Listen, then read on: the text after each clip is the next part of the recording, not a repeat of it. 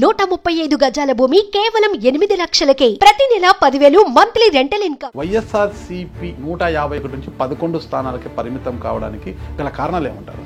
నాకు తెలిసి న్యాయస్థానంలో ఉండే చీఫ్ జస్టిస్ కూడా తెలుసు, ప్రెసిడెంట్ ఆఫ్ ఇండియాకి తెలుసు, ప్రైమ్ మినిస్టర్ తెలుసు, చాలా చీఫ్ మినిస్టర్ తెలుసు. ఒక్కొక్కడు 30 కోట్ల నుంచి 300 కోట్లు 200 కోట్లు 150 కోట్లు ఖర్చు పెట్టి వాడు ఎట్ట నీతి నిజాయితీగా ప్రజలకు పనిచేస్తాడు. మీరు డబ్బు లేకుండా ఎలక్షన్ చేశారా? మీ అంత కరప్షనిస్ట్ లేడు అని మీ అల్లుడు రమేష్ ఆరోపించారు కదా. నారాయణ స్వామి ఎస్సీ ఎస్టీ కేసులు పెట్టినాడు, మమ్మల్ని నాశనం చేసినాడు అని చెప్పానండి. నేను వైసీపీని ఈ స్థాయికి దిగజార్చడానికి జగన్ గారి చుట్టూ ఉన్న ఆ రెడ్డి కోటరీ ఎవరంటారు? ఎందుకు మీకు పెద్దిరెడ్డి రామచంద్రారెడ్డి గారి అంత భక్తి? నాకు భక్తి జగన్మోహన్ రెడ్డి పైన. పెద్దిరెడ్డి రామచంద్రారెడ్డి గారు ఎవరిపైన పార్టీ జగన్మోహన్ రెడ్డి పెట్టింది. పెద్దిరెడ్డి రామచంద్రారెడ్డి గారికి మీరు పాదాభివందనం చేశారా లేదా ఒక బహిరంగ సభలో? సోషల్ ఇంజనీరింగ్ అనేది ఎందుకు ఫెయిల్యూర్ అయిందంటారు మీ పార్టీలో? వాడు బాగుపడేది వీడికి ఇష్టం లే. చంద్రబాబు నాయుడు గారు ఆయన ఏం చేసినాడని ఓట్లు వేస్తున్నారు సార్ జనాలు. రామారావుని దించిందని వేస్తున్నారా? మాట్లాడినానంటే రేపు తెల్లరే నా పైన ఎంక్వైరీ, నీకే ఊరి శిక్ష, నిన్ను డెఫినెట్ గా జైల్లో పెడతారనేది భావన వచ్చేస్తుంది.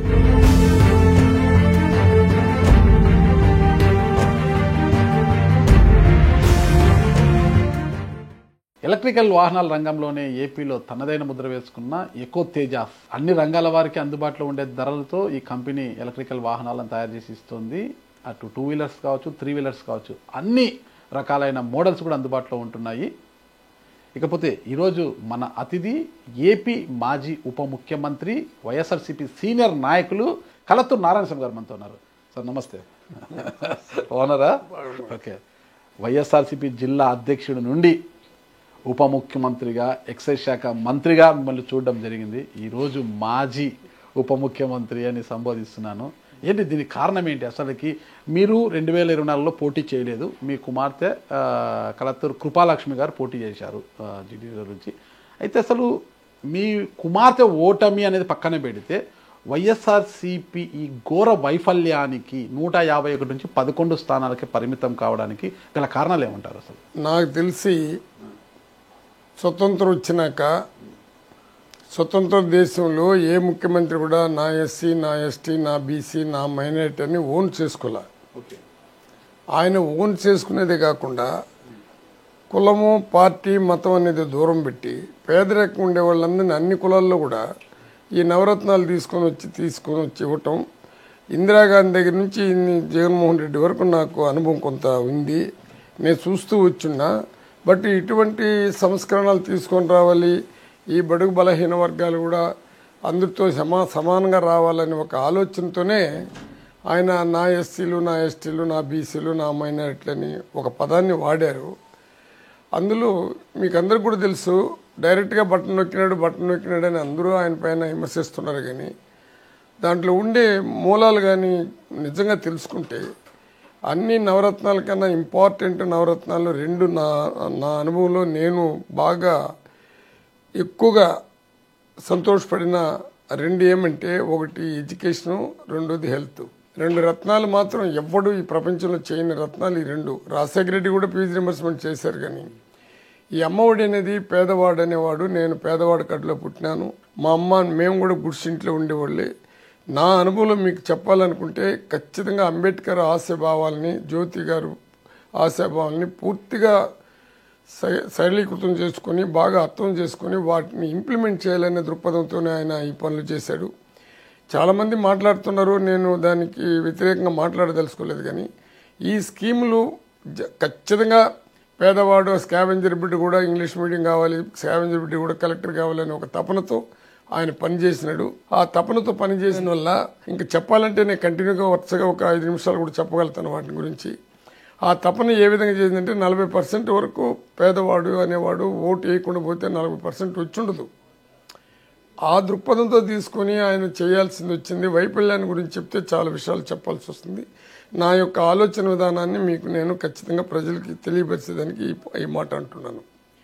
ఇంకా చెప్పమని చెప్తే నేను కంటిన్యూగా చెప్తాను. చెప్పండి. అసలు వైఫల్యానికి ఆయన స్కీమ్స్ చేశారు, నవరత్నాలు పెట్టారు, అన్ని రత్నాలు ఇచ్చారు, 2 రత్నాలు బాగా, ఇవన్నీ పక్కన పెట్టండి. ఇంత చేసినా కూడా 2024 ఎన్నికల్లో ప్రజలు ఎందుకు మీకు మొటిక్కాయలు వేశారు? 11 స్థానాలకే పరిమితం చేశారు. ప్రతిపక్ష హోదా లేకుండా ఎందుకు చేశారు? ప్రతిపక్ష హోదా లేదంటే ఎమ్మెల్యేలు గెలిచినంత మాత్రాన ప్రతిపక్ష హోదా కాదు సార్. పబ్లిక్లో ప్రతిపక్ష హోదా ఉంది. ఇండివిజువల్గా నిలబడినాడు, ఒంటరిగా వచ్చాడు, 40% ఇప్పుడు కూడా తీసుకొని వచ్చుకున్నాడు. కానీ మీరు అంటున్నారు, కానీ మీ బాస్ అడుగుతున్నారు కదా, నాకు ప్రతిపక్ష హోదా ఇవ్వండి, ప్రతిపక్ష నాయకుడు హోదా ఇవ్వండి నాకు అని అసెంబ్లీలో అడుగుతున్నాడు. మీరు ప్రతిపక్ష హోదా కావాలంటే ఇంత మంది ఎమ్మెల్యేలు ఉండాలనే సంఖ్య ఏమీ లేదు, మీరే అది ఆ సంఖ్య పెట్టుకుని. గతంలో ఆయనే అన్నారు కదా, నేను కన్నెర్ర చేస్తే చంద్రబాబు నాయుడుకి ప్రతిపక్ష హోదా కూడా లేకుండా చేస్తానని అన్నారు. మరి ఆయన వరకు వచ్చేలకే నాకు ప్రతిపక్ష హోదా కావాలి, దానికి సంఖ్యాపరంగా ఏమీ లేదన్నారు. హైకోర్టుకు వెళ్ళారు. మరి మీరేమో ప్రజల్లో ప్రతిపక్ష హోదా ఉంది అంటున్నారు. అసలు వ్యత్యాసం లేదు. ప్రతిపక్ష హోదా ప్రజల్లో ఎందుకంటే ఓటర్ రూపంగా 40% తీసుకున్నాడు ఆయన. ఈ కూటమి అంతా కలిసి డిఫరెంట్గా వెళ్ళిపోయింటే 40% ఏ కూటమికి వచ్చి ఉండదు. అందుకే నేను ఇంతకుముందు కూడా ఇంటర్వ్యూలో ఒకే మాట అన్నా, ఒకే ఒక ఆలోచన రాజ్యాంగ చట్టంలో తీసుకొని రావాలా. డైరెక్ట్ ఎలక్షన్ ముఖ్యమంత్రికి ప్రైమ్ మినిస్టర్ కానీ పెట్టగలిగితే అప్పుడు దీనికి ఒక విలువ ఉంటుంది. ఎందుకంటే అంబేద్కర్ యొక్క ఆశాభావాల్ని, అంబేద్కర్ యొక్క రాజ్యాంగ చట్టాన్ని నిలవన నాశనం చేస్తుంటారు.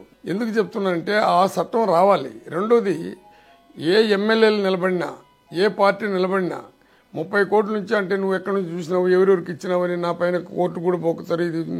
ఇది న్యాయస్థానంలో ఉండే చీఫ్ జస్టిస్ కూడా తెలుసు, ప్రెసిడెంట్ ఆఫ్ ఇండియాకి తెలుసు, ప్రైమ్ మినిస్టర్కి తెలుసు, చాలా చీఫ్ మినిస్టర్కి తెలుసు. ఒక్కొక్కడు 30 కోట్ల నుంచి 300 కోట్లు, 200 కోట్లు, 150 కోట్లు ఖర్చు పెట్టి వాడు ఎట్ట నీతి నిజాయితీగా ప్రజలకు పనిచేస్తాడు. ఎమ్మెల్యేగా మంత్రులుగా ఉండేవాళ్ళే అమ్ముడుపోతుంటే, ఎంపీలు, ఎమ్మెల్యేలు, ఎమ్మెల్సీలు వీళ్ళే అమ్ముడుపోతుంటే ప్రజలు అమ్ముడుపోకుండా ఏం చేయగలుగుతాడు? మీరు డబ్బు లేకుండానే ఎలక్షన్ చేశారా? ఒకప్పుడు మేము డబ్బులు లేకుండా, నేను ఇప్పుడు చెప్పాను, నేను ఎవరు నిలబడినా నాకు డబ్బులు ఎవరు ఇచ్చారు, ఎవరు పంపించారు, పార్టీ పంపించారా, ఇంకొకటి ఎట్టు వచ్చినావు అనేది లోతుగా అడిగితే నేను జవాబు చెప్పగలుగుతా. కానీ నీతికి నిజాయితీకి నిలబడి పనిచేసేవాడు రాజకీయంలో చరిత్ర పుటలో గట్టిగా నిలబడే వ్యక్తి మాత్రం నాకు కనబడలా. ఓకే, మీరు డబ్బు లేకోకుండా రాజకీయాలు చేశారా? నేను ఎప్పుడు డబ్బు లేకుండా రాజకీయాలు చేశా. ఈ రోజు కూడా మళ్ళీ చెప్తున్నా, చంద్రబాబు నాయుడు కూడా తెలుసు నా గురించి. రకరకాలుగా మాట్లాడవచ్చు, కానీ నేను ఎవరి దగ్గర ₹1 తీసుకొని రాజకీయాలు చేసింది లేదు. 94, 99లో మీరు జీడి నెల్లూరు నుంచి ఓడిపోయారు, మళ్ళా 99లో ఓడిపోయారు. తర్వాత 2004లో సత్యవేడికి వెళ్ళి గెలిచారు. అప్పుడు ఈ పరిస్థితి రాలేదు సార్. అప్పుడు కూడా డబ్బు లేకోకుండా ఈ పరిస్థితి లేదు. 2009లో మళ్ళీ ఓడిపోయారు. 2014 జీడి నెల్లూరులో గెలిచారు. 2019లో గెలిచారు జీడి నెల్లూరు నుంచి, మళ్ళీ సొంత నియోజకవర్గం నుంచి. అంటే ఈ 2 ఎన్నికల్లో కూడా మీరు ₹1 కూడా ఓటర్ పంచకుండానే గెలిచారా? నేను మీకు నిజం చెప్పేదా, నేను ఎటువంటి పరిస్థితుల్లో నా చేతి నుంచి, నా జోబు నుంచి ₹1 మా లీడర్లకు కానీ ఓటర్లకు కానీ ఇచ్చింది నాకు చరిత్రలు తెలీదు. మీరు ఎన్నైనా చెప్పుకోండి, నేను తినింది నాకు వచ్చే లీడర్లు నా ఓటర్లే నాతో గట్టిగా నిలబడ్డారు. సమితి ప్రజలు నిలబెట్టారు కూడా నేను ₹1 ఖర్చు పెట్టలా. ఇప్పుడు మీరు అడిగిందని చూస్తే ఎవరో ఒకరు పెడతారు, గెలుస్తారు అనే ఆలోచనతో నేను నిలబడలేదు. కానీ ఉన్న వాస్తవాలు చెప్పే కరప్షన్ అనేది నేనే ముందుగానే చెప్పిన. నేను ఎక్కడి నుంచి సంపాదించుకుని నుంచి పెట్టగలుగుతాను? ఎక్కడి నుంచి నేను డబ్బులే సంపాదించుకునేటట్టుంటే 30 కోట్లు 100 కోట్లకి పెట్టి గెలిచి కరప్షన్ లేకుండా వాడు ఏమి నిలబడతాడు జనాలకి? ఆ భావంతో బతికినోడు నేను. నాకు ఎవరైనా డొనేషన్లు పంపించుంటే కొంత ఖర్చు అయి ఉంటుంది. కానీ అంత కరప్షనిస్ట్ లేడు అని మీ అల్లుడు రమేష్ ఆరోపించారు కదా. మీ సమీప కాంగ్రెస్ పార్టీ అభ్యర్థి ఎవరైతే కాంగ్రెస్ పార్టీ బరిలోకి దిగాడో, మీ కుటుంబంలో చీలికలు వచ్చి మీ అల్లుడే నీ అంత కరప్షనిస్ట్ లేడు అని డైరెక్ట్ గా బహిరంగంగా విమర్శించాడు. అది మిమ్మల్ని. వాడి గురించి వదిలేస్తారు పాపం. పాపం ఏంటి, మీ అల్లుడు కదా.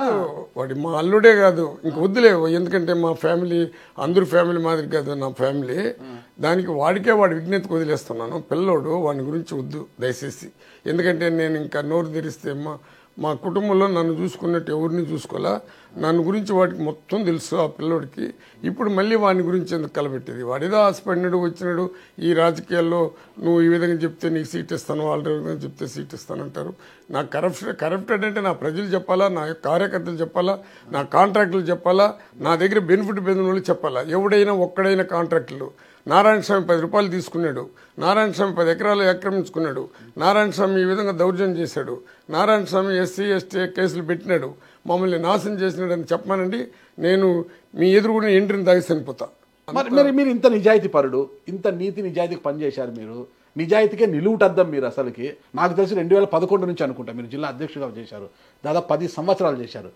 5 సంవత్సరాలు ఉప ముఖ్యమంత్రిగా పనిచేసిన మీరు, అలాంటి మీకు తొలి విడతలో మీ పేరు ప్రకటించలేదు, మీకు టికెట్ లేదు, అయితే చిత్తూరు ఎంపీ ఇస్తాము అనే స్థాయికి వచ్చి ఆఖరికి సావు తప్పి కన్ను లొట్టపోయినట్టుగా మిమ్మల్ని తప్పించి మీ కుమార్తె కృపాలక్ష్మి గారికి టికెట్ ఇచ్చారన్నమాట. అది కూడా 2వ విడతలో అతి కష్టం మీద ఇచ్చారు. ఎందుకు ఆ పరిస్థితి వచ్చింది? మీరు చాలా నిజాయితీపరుడు. మీకు సంజయ్ గారి గురించి తెలుసు, అంబేద్కర్ గురించి బాగా తెలుసు కదా సార్. తెలుసు. ఆయన రాజ్యాంగం రాసిన అంబేద్కర్ రాజ్యాంగాన్ని తూట్లు పొడుస్తున్నారు సార్. ఎవరు పొడుస్తున్నారు? ఆల్ పొలిటికల్ లీడర్స్ అందరూ తూట్లు పొడుస్తున్నారు. దాంట్లో జగన్మోహన్ రెడ్డి గారు కూడా ఉన్నారా సార్? నేను చెప్పేది పొలిటికల్ లీడర్స్ అంటే చట్టాలు తీసుకుని వచ్చే వాళ్ళందరూ తూట్లు పొడుస్తున్నారు సార్. దీంట్లో జగన్మోహన్ రెడ్డి ఉండడా, నీకు చంద్రబాబు ఉండడా, లేదా ఇంకొక ఉండడా అనేది కాదు నాకు కావాల్సింది. దాని యొక్క ఏమినే నాశనం చేసినారు. కారణం ఏమంటే సంజయ్ గారు మనకు ముఖ్యమంత్రిగా ఉన్నారు, దామోదరం సంజయ్. ఆయన ఎందుకు సార్ మార్చినారు? ఒక దళితుడు ముఖ్యమంత్రి ఉన్నాడు, సదవరి, పెద్ద పాండిత్యం కలిగినాడు, నేషనలిజం, ఈవెన్ రోడ్లు కూడా నేషనలిజం చేశాడు. బ్యాంకులు మన ఇందిరాగాంధీ బ్యాంకులు నేషనల్ చేసి జాతీయకరణ చేసి రోడ్లంతా జాతీయకరణ చేస్తే ప్రైవేటు పరంగా ఉండకూడదని చెప్పేసి మాట్లాడినారు. అప్పుడు ఇదే దామోదరం స్వామి గారు ఒక ఎస్సీగా 6 లక్షల మందికి ఇళ్ల స్థలాలు ఇచ్చారు సార్. 6 లక్షల మందికి, మీరు కాబట్టి వెరిఫై చేయండి, 6 లక్షల మందికి ఇళ్ల స్థలాలు ఇచ్చి ప్రైవేట్ పరంగా కూడా ఏది ఉండకూడదని, ఈవెన్ రోడ్లు కూడా నేషనల్ పరంగానే ఉండాలని చెప్పేసి ఒక ఏం పెట్టుకుని విపరీతంగా చేశాడు. ఎత్తుకుంటే 16,000 18,000 పేదవాడికి మన హైదరాబాద్ టౌన్లో కూడా ఇండ్లు కట్టించారు సార్. మరి ఆయన పైన ఏ విధంగా అలిగేషన్ తీసుకుని వచ్చారు? నెహ్రూ గారు ఆ రోజు నెహ్రూ గారు ఉండరు కాబట్టి అలిగేషన్ తీసుకుని వస్తే కూడా ఆయన పైన కూడా రకరకాలుగా మాట్లాడితే నెహ్రూ గారి చక్రపాణిని ఇంకొక అతను పంపించి వాళ్ళు ఇల్లు చూడమంటే ఆ ఇంట్లో వాళ్ళమ్మ పొయ్యి పట్టుకుని బ్రతుకుతూ ఉండదని మళ్ళీ నెహ్రూకి చెప్తే మళ్ళీ నెహ్రూ దాన్ని చూసి అవన్నీ బట్టి జాతీయ పార్టీల్లో 1,00,000 ఉంటాయి, జాతీయ నాయకులు, ముఖ్యమంత్రి, అవన్నీ పక్కన పెట్టండి. నారాయణ స్వామి గారు వైఎస్ కుటుంబానికి చాలా ఇష్టలు, చాలా దగ్గరి వారు. 5 సంవత్సరాలు ఉప ముఖ్యమంత్రిగా కొనసాగారు. అందరినీ మంత్రి పదవులను తప్పించి పునర్వ్యవస్థీకరణలో చేసినప్పటికీ మీ మంత్రి పదవి పీకేయకుండా మిమ్మల్ని కొనసాగిస్తూ ఉప ముఖ్యమంత్రిగా 5 సంవత్సరాలు మీరు కొనసాగారు. 10 సంవత్సరాలు వైఎస్ఆర్ కాంగ్రెస్ పార్టీకి చిత్తూరు జిల్లాలో ఊపిరి పోశారు మీరు అధ్యక్షుడిగా ఉంటూ. అలాంటి మీకు చీటీ ఎందుకు చించేశారు 2024 ఎన్నికల్లో? మీరు సచ్చి బతికి అడుక్కుంటే దేహి అంటే లాస్ట్కి 2వ విడతలో మీ కుమార్తె కృపాలక్ష్మికి టికెట్ ఇచ్చారు. ఎందుకు ఇంత అవమానం చెప్పండి? ఇప్పుడే చెప్పాను మీకు. ఒక ఎగ్జామ్ దామోదర్ స్వామి గారి ప్రాంతీయ పార్టీ జగన్మోహన్ రెడ్డి గారి నిర్ణయం ప్రకారమే టికెట్ ఇస్తారు ఇక్కడ. అది జగన్మోహన్ రెడ్డి గారి నిర్ణయం 2014లో ఆయన సొంత నిర్ణయాలు తీసుకున్నాడు, చాలా బాగా తీసుకుని వచ్చాడు. 2019లో ఇంకా మంచి గట్టి నిర్ణయాలు తీసుకున్నాడు, ప్రజలు వెళ్ళిపోయినాడు, 150కి వచ్చింది. ఇప్పుడు ఈయన ఏం చేశారంటే నా సామాజిక వర్గాన్ని ఎస్సీ ఎస్టీ బీసీ మైనార్టీలని రాజకీయ సమానత్వం తీసుకొని రావాలని చేశాడు. సోషల్ ఇంజనీరింగ్ అన్నారు. మీరు క్వశ్చన్ వేస్తే నాకు నవ్వు వస్తున్నది. వేసినాక ఎందుకు చెప్తున్నానంటే ఈ మాట, ఎప్పుడైతే ఆయన నా ఎస్సీలు నా ఎస్టీలు నా బీసీలు నా మైనార్టీలు అన్నాడో అక్కడ ఏం జరిగిందంటే ఆయన తన క్యాస్ట్ను ఓన్ చేసుకోవాలి. చంద్రబాబు నాయుడు గారు అట్లా కాదు, నా జాతి నా కులం అని ఓన్ చేసుకుని ప్రపంచంలో ఉండే వాళ్ళందరూ నా జాతి వాళ్ళందరూ వచ్చి లక్షలు ఖర్చు పెట్టి గెలిపించారని నిన్న మొన్న కూడా చెప్తున్నాడు. నా సామాజిక వర్గాన్ని ఆయనే చెప్తున్నాడు. ఆ సామాజిక వర్గం ఏది? అది ఆయన సామాజిక వర్గమే.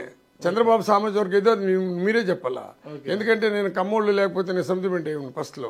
మీరు చంద్రబాబు సమకాలీకులు కదా. అందుకే సార్ ఒక్క నిమిషం, ఎందుకంటే అతను చెప్పింది అతను ముఖ్యమంత్రి అయినా కూడా నా సామాజిక వర్గాన్ని ఓన్ చేసుకున్నాడు. మనం పవన్ కళ్యాణ్ కూడా తన సామాజిక వర్గాన్ని వాళ్ళందరినీ బాగా తిట్టి వాళ్ళని ఒడిగి చేశాడు. జగన్మోహన్ రెడ్డి నా సామాజిక వర్గం అనేది మాట ఎక్కడ మాట్లాడలా, ఓపెన్ గా చెప్తున్నా. ఎందుకంటే రెడ్లకు కావాల్సింది, మరి రెడ్డి అని కూడా అంటున్నా. మళ్ళీ మీరేమంటారంటే రెడ్లు తిట్టినావు, నువ్వు కమ్మోళ్ళని తిట్టినావు అని రెడ్ల పార్టీలో ఉంటూ రెడ్లనే తిడుతుంటారనేది కూడా ఉంది. రెడ్లని ఎట్ట తిట్టినానంటే జగన్మోహన్ రెడ్డిని ఏ రెడ్డి తిట్టినా వాళ్ళని తిట్టినా అది కొంతమంది కడుపు కాలింది. నన్ను డిప్యూటీ సీఎం చేసినప్పటి నుంచి కొంతమంది కడుపు కాలిపోయి పేగులతో కూడా తెగిపోయింది. మళ్ళీ జగన్మోహన్ రెడ్డి నన్ను వదలడు, నన్ను మళ్ళీ సీట్ ఇచ్చి మళ్ళీ మంత్రి చేస్తాడేమని భయపడిపోయి కొంతమంది కుట్రలతో నన్ను బలైంది వాస్తవం. జగన్మోహన్ రెడ్డి కుట్ర మాత్రం పనులా. అందుకే నా జీవితం ఎవరు ఆ కుట్రదారులు ఇంక చెప్పాల్సినంత అవసరం కూడా నాకు లే. ఆ కుట్రదారులు ఎవరికి వాళ్ళకే విఘ్నత వదిలేస్తున్నా. నారాయణ స్వామి గారు ఏదైనా ఓపెన్ ఓపెన్ హార్ట్ అని అంటుంటారు అందరూ కూడా, అది వాళ్ళకి కూడా తెలుసు. దాపరికం ఎందుకు? దాపరికంగా సార్ ఇక్కడ సర్వేలను పెట్టారు సార్, సర్వే అని పెట్టారు వాళ్ళు. ఈ సర్వేలు ఏం చేశారంటే, మీరు ఇంతకుముందు కూడా చెప్పాను, నన్ను సస్పెండ్ కూడా చేయని, కేవలం ప్రతి ఒక్కరిని గడప గడప ప్రోగ్రామ్ పెట్టించినాము. గడప గడప ప్రోగ్రామ్ అందరూ పోయారు, అక్కడ ఏమి వ్యత్యాసాలు కనబడలేదు, ఏమి లేదు, అందరూ కష్టపడి గడప గడప ప్రోగ్రామ్ చేశారు. వాళ్ళని ఎందుకు మార్చాల్సి వచ్చిందో ఈ సర్వేలు అని జగన్మోహన్ రెడ్డి ఆయన అతని మనసు వాళ్ళకి ఇవ్వాలంటే కూడా కొంతమంది అదే పన్నెండుగా సర్వే బాగలేదు, ఈ సర్వే బాగలేదు, ఆ సర్వే బాగలేదు అని చెప్పేసి కల్మషం చేసి ఎస్సీ ఎస్టీ బీసీ మైనార్టీని కొంతమంది ఓసీలను కూడా మార్చడం జరిగింది. ఆ మార్పు వల్ల ఫలితాలు కూడా ఏ విధంగా వచ్చిందో మీకు తెలుసు, ప్రజలకు తెలుసు, అందరికీ తెలుసు. అన్నిటికైనా ప్రజలు ఎందుకు జగన్మోహన్ రెడ్డిని దూరం చేసినారు ప్రతిపక్ష హోదా లేకుండా మీరు చెప్తున్నారు కదా సార్. ఒక పేదవాడికి ఆశ అనేది ఒకటి వచ్చింది సార్. జగన్మోహన్ రెడ్డిని ఎవరు కూడా మాకు పని చేయలేదని, ఏ క్యాస్ట్ కానీ ఏ పేదవాడు కానీ ఇప్పుడు కూడా జగన్మోహన్ రెడ్డిని మాకు పని చేయలేదని చెప్పినటువంటి కమ్యూనిటీ నాకు కనబడలా. రెడ్డి సామాజిక వర్గాన్ని ఆయన ఓన్ చేసుకోకుండా నా ఎస్సీలు, నా ఎస్టీలు, నా బీసీలు, నా మైనార్టీలు అంటే ఏ వర్గం కూడా జగన్మోహన్ రెడ్డి గారిని దరి చేర్చుకోలేదు కదా ఈ ఎన్నికల్లో, ఏ వర్గం కూడా. ఇంకొకటి, జగన్మోహన్ రెడ్డి గారు సర్వేలు చేయించారు, గడప గడపకు పంపించారు, ఇంత చేసినా కూడా చివరికి ఏమన్నారు, నాయకులతో పని లేదు. ఇక్కడ ఒక ఇంటర్వ్యూలు అన్నారు, జాతీయ మీడియాలో ఇంటర్వ్యూలో, నాయకులతో పని లేదు, నా బొమ్మను చూసి ఓట్లేస్తారు, ఏ నాయకుడిని ఎక్కడ నిలబెట్టినా కూడా వాళ్ళతో పని లేదు, నా బొమ్మను చూసి ఓట్లేస్తారు అన్నారు కదా జగన్మోహన్ రెడ్డి గారు. మరి జగన్మోహన్ రెడ్డి గారి బొమ్మే ఉన్నప్పుడు ఎవరిని ఎక్కడి నుంచి నిలబెట్టినా గెలవాలి కదా, మరి ఎందుకు గెలవలేదు ఆయన బొమ్మను చూసి? ఇప్పుడు మంచి పాయింట్ వేసినారు. ఇప్పుడు ముఖ్యమంత్రి చంద్రబాబు నాయుడు గారు ఎవరికి టికెట్లు ఇచ్చినా వాళ్ళ ఆ నియోజకవర్గంలో తెలిసిన వాళ్ళ సార్. కనీసం ఆ నియోజకవర్గానికి ఎవరైనా ఒక్క చిన్న పని చేసిన వాళ్ళు ఉంటారా? ఎవరైనా ఏదో కొంతమంది ఒక 30% 40% తప్ప ఏ నియోజకవర్గంలో కూడా ఆ నియోజకవర్గం సంబంధించిన వాళ్ళకి ఇచ్చినాడా? మరి చంద్రబాబు గెలిచిపోయినాడు, జగన్మోహన్ రెడ్డి ఓడినాడు, ప్రజలు ఓడిచ్చినారంటే ఆయన ఇచ్చింది ఒక్కరినైనా వాళ్ళ నియోజకవర్గంలో ఉండేవాళ్ళని ఎవరో కొంతమందిని మా పార్టీ నుంచి వద్దు అనుకుని పోయిన వాళ్ళకి ఇచ్చినాడు, టికెట్లు ఇచ్చినాడు, వాళ్ళు గెలిచినారు. అది ఇప్పుడు ఈవీఎం ప్రభుత్వమా లేకపోతే అప్పుడు కురుక్షేత్రంలో జరిగిన యుద్ధాలు జరిగింది తెలుసు కదా, పాండవరాజుల వాళ్ళు. అప్పుడు ఆ మాయాజూదంలో పాండవులు ఎట్ట బయటపడినారు, అటుపోయినారా? ఇప్పుడు ఈవీఎంల వల్ల మేము పోయినామా అనేది ప్రజలందరూ కూడా ఇది ఈవీఎంలు ప్రభుత్వం అనేసి ఒక ఘోష కూడా వినబడుతుండదు సార్. 2019లో కూడా ఇదే అనిపించింది రండి. 2019లో కూడా అప్పుడు చంద్రబాబు నాయుడు తెలుసు కదా, అప్పుడు ఆయన పోయి ఉండేది అక్కడ. ప్రజలు ఎప్పుడు ఓటు వేసిన వాళ్ళు మీకు తెలుసు కదా, మీరు వెళ్ళొచ్చు కదా. ఓటు వేసినాము, మమ్మల్ని గెలిపించలేదని ఎవరు చెప్పలేదు, మా ఓటు ఏమైందని ఇప్పుడు అందరూ అడుగుతున్నారు, క్వశ్చన్లు వేస్తున్నారు. ఇంకోటి కోర్టుకి ఎవరు ప్రజలు ఎవరైతే అంటున్నారు సుప్రీం కోర్టుకు పోయేవాడంతా కూడుగుడ్డు లేనివాడు పోతాడా? కోర్టులు కూడా డబ్బు సాయం చేయండి, మాకు డబ్బులు ఉంటే ఇస్తారు సార్. మీరు కావాలంటే నా పైన మొత్తం ఎంక్వైరీ చేసుకోండి, నేను కంప్లీట్ గా వదులుతా.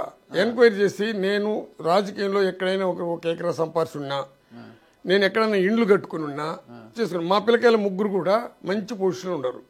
వాళ్ళకి బ్యాంకులో ఎంత డబ్బు ఇచ్చారు, వాళ్ళు ఎక్కడైనా ఇండ్లు కట్టుకుంటున్నారో లేదో కనుక్కోండి మీరు.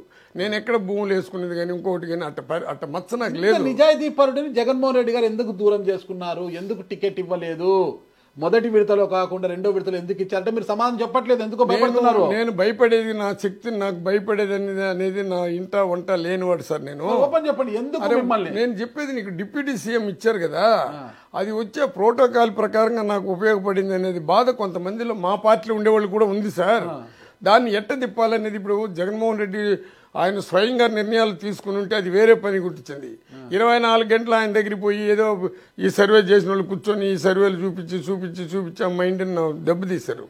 అంతేగాని నన్ను ఎవరు దెబ్బతీసినారంటే నేను ఓపెన్ చెప్తున్నాను కదా, డిప్యూటీ సీఎం పదవి రాకపోతే ఇంకోటి కూడా గడప గడప ప్రోగ్రామ్ కానీ పూర్తిగా మనం చేయకుండా కానీ పోయి ఉంటే ఏ గ్రామంలో ఏమేమి జరిగేది కూడా తెలుసుకొని ఉంటాం సార్.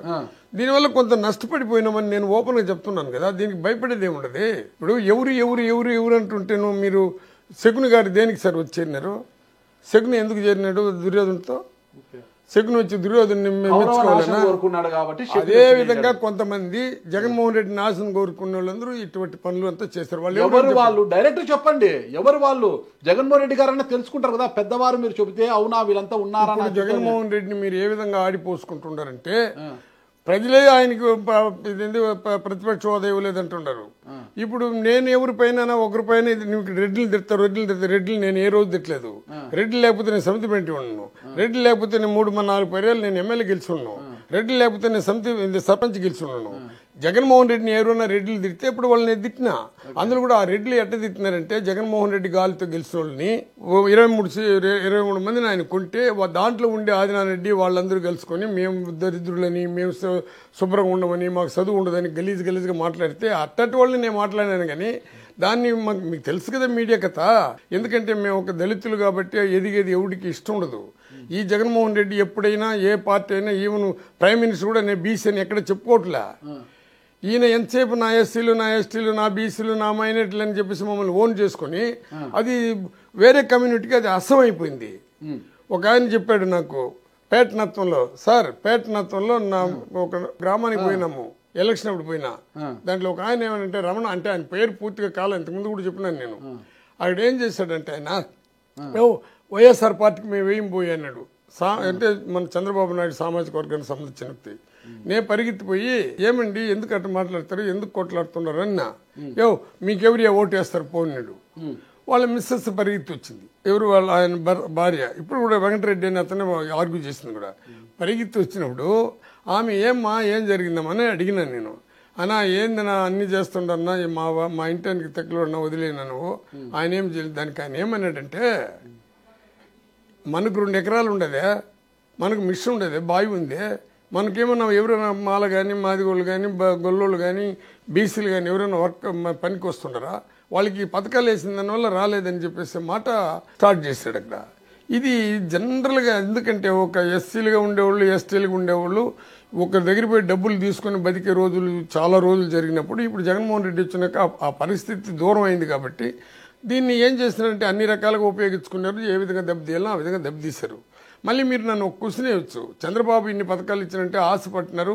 ఆ ఆశకి ఇప్పుడు జగన్మోహన్ రెడ్డి వేయలేదని పేదవాడు ఎవరు అనట్లే. కానీ పేదవాడు అనేవాడు మనకు నీకు 15 ఇంట్లో ఉండేవాళ్ళు ఎంతమందికైనా అమ్మఒడి నీకు 15 అన్నాడని ఒక ఆశ వచ్చింది. 18 సంవత్సరాలు ఉంటే మహిళలకి నీకు 1500, నీకు 500, నీకు 1500 అని ఆశతో మేము బలైపోయినాం కొంతమంది. ఎందుకంటే అది బలయ్యారు. ఆయన హామీలు ఇచ్చాడు, హామీలకు మెచ్చి హామీలను నచ్చి ప్రజలు వాళ్ళకు ఓట్లేశారండి. వైసీపీని ఈ స్థాయికి దిగజార్చడానికి, ఈ స్థాయికి రావడానికి జగన్ గారి చుట్టూ ఉన్న ఆ రెడ్డి కోటని ఎవరంటారు? ఈ పార్టీ ఉన్నంత వరకు, జగన్మోహన్ రెడ్డి ఉన్నంత వరకు నేను పార్టీలో ఉండి నేను నిర్ణయం తీసుకున్నా. నాకెందుకంటే నాకేంది మంత్రి పదవి ఇచ్చేది, నాకేం డిప్యూటీ సీఎం ఇచ్చింది. ఇంత పెద్ద పదవి ఇచ్చిన సంస్థ పైన ఎవరెవరు కోటగిరిలో ఉన్నారనేది నీకు తెలుసు, అందరికి తెలుసు, ప్రజలకు కూడా తెలుసు. ఇప్పుడు ఓడిపోయిన చాలా మంది ఎమ్మెల్యేలు, ధర్మవరం మాజీ ఎమ్మెల్యే కేతిరెడ్డి గారు కావచ్చు, రాజానగరం ఎమ్మెల్యే జక్కంపూడి రాజా కావచ్చు, వీళ్ళందరూ కూడా డైరెక్ట్ గా సజ్జల రామకృష్ణారెడ్డి గారిని, ధనుంజయ రెడ్డి గారిని వీళ్ళని ఆరోపిస్తున్నారు కదా. వీళ్ళు మా దగ్గర ఒక వీక్నెస్ ఉంది. ఈ ఆరోపించే వాళ్ళందరూ అప్పుడు ఎందుకు వాళ్ళు పోయి అప్రోచ్ కావాలా? ఈ ఆరోపించే వాళ్ళు ఈ రోజు ఓడిపోయినాం, పార్టీ పెట్టకపోతే జగన్మోహన్ రెడ్డి పార్టీ పోతే ఒకడు కూడా ఎమ్మెల్యే ఉండడు, ఒకడు ఎంపీ ఉండడు, ఒకడు రాజ్యసభలో ఉండరు. రాజ్యసభకి ఎక్కడైనా ఎస్సీలు కానీ బీసీలు కానీ పంపించిన చరిత్ర ఉన్నదా చంద్రబాబు నాయుడు? ఈ రోజు రాజ్యసభలో ఉండేవాళ్ళు ఎవరు? మొన్న కూడా కృష్ణ చెప్పాడు. మొన్న ఈ రోజు రాజ్యసభలో ఉండేవాళ్ళు ఎవరు? ఎస్సీ, ఎస్టీ, బీసీలనే పంపించాడు. ఎందుకు ఎస్టీలని పంపించాలా? ఎస్సీ పంపించాడు, బీసీని పంపించాడు. ఎందుకు పంపించాడు ఆయన? వాళ్ళకి కూడా రాజ్యసభలో ఒకప్పుడు రాజ్యసభ అంటేనే పెద్ద మేధావులు ఉండే సభ అన్నారు. అలా పంపించిన బీసీలే ఈ రోజు మోపిదేవి వెంకటరమణ గారు కావచ్చు, బీద మస్తాన్ రావు గారు కావచ్చు, ఇద్దరు రాజ్యసభ సభ్యత్వం రాజీనామా చేశారు. పార్టీకి కూడా రాజీనామా చేసి వారు ఇంకో పార్టీలోకి వెళ్లే పరిస్థితి. బల్లి కళ్యాణ్ చక్రవర్తి ఎమ్మెల్సీ పదవికి రాజీనామా చేశారు. భార్యాభర్తలు ఇద్దరు కలిసి నిన్న రాజీనామా చేశారు పార్టికి కూడా. అదే కోవలోని యేసరత్నం కూడా పయనించే పరిస్థితి. ఈ రోజు జగన్మోహన్ రెడ్డి మళ్ళీ ముఖ్యమంత్రి అయి ఉంటే ఈ మహానుభావులందరూ ఎవరికి 10 లక్షల కోట్లు ఇస్తానంటే కూడా ఒకరు కూడా పోయి ఉంటుంది సార్. ఇప్పుడు ఎట్ట అయిపోయిందంటే కోట్లు ఇస్తే ఎందుకు పోరండి? నేను సార్ నేను నీకు మాట చెప్తున్నాను. ఎందుకంటే వీళ్ళందరూ ఇప్పుడు ఎందుకు పోతున్నారంటే కొంతమందికి వ్యాపారాలు ఉండొచ్చు, కొంతమందికి బిజినెస్ ఉండొచ్చు, కొంతమంది వాళ్ళు ఇప్పుడు ఎక్కడ చూసినా రాష్ట్రం అంతా ఇప్పుడు ఇది ఒక ఈవీఎం ప్రభుత్వం అని చెప్పేసి అసలు ఇది ఒక ఏదో రెడ్ బుక్ ప్రభుత్వాన్ని ప్రజల పైన పడుతున్నారని ఒక భయంతో కూడా వెళ్ళిపోవచ్చు. దానికి మనం ఏం చేయగలుగుతాం వాళ్ళు పోయిన వాళ్ళని? కానీ వాళ్ళు మళ్ళీ ఒకటి నిర్ణయించగలరు. ఆత్మసాక్షి అనేది ఒకటి ఉండదు. జగన్మోహన్ రెడ్డి ఇచ్చిన వాళ్ళు ఆయన పార్టీ పెట్టకపోతే, జగన్మోహన్ రెడ్డి పార్టీ పెట్టకపోతే మేమందరూ ఎమ్మెల్యేలు మంత్రులు అయి ఉంటామా? ఈ రోజు ఎమ్మెల్యేలు మంత్రులు అయిన కాదు సార్, నేను డిప్యూటీ సీఎం అయిన మంత్రి అయి ఉన్నాను కదా సార్. అందులో నేషనల్ పార్టీలో నన్ను మంత్రి చేసేదానికి ఎవడన్నా ముందుకు వస్తాడా?